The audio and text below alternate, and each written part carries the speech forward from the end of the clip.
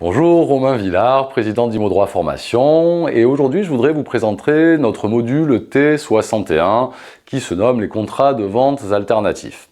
Dans ce module d'une journée, nous allons aborder 5 types de contrats dont peut-être vous avez déjà entendu parler, mais que peut-être vous ne connaissez pas et qui potentiellement devraient arriver à votre connaissance ces prochains mois, ces prochaines années.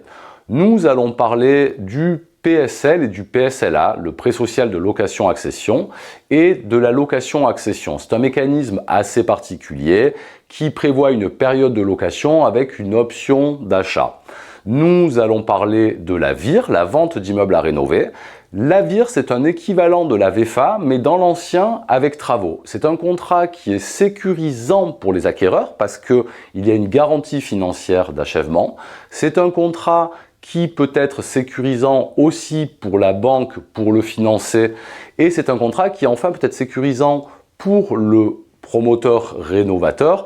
Pourquoi? Parce qu'il va appeler le montant des travaux au fur et à mesure de leur réalisation.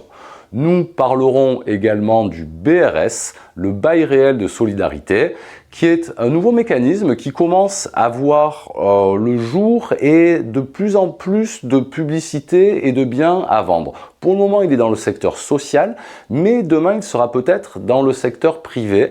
Et là, on assiste à une dissociation du terrain et des constructions sur un modèle proche des Anglais, du modèle anglo-saxon. Dans ce module, nous parlerons de la vente aux enchères. L'idée est de faire le point sur qu'est-ce que légalement une réelle vente aux enchères et comment fonctionnent ces ventes aux enchères que l'on voit de plus en plus fleurir sur le bon coin par des agences immobilières.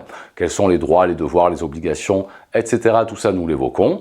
Et nous traitons aussi de la vente à terme. Alors la vente à terme, c'est un contrat assez spécifique parce que la personne qui joue le rôle du banquier, c'est le vendeur.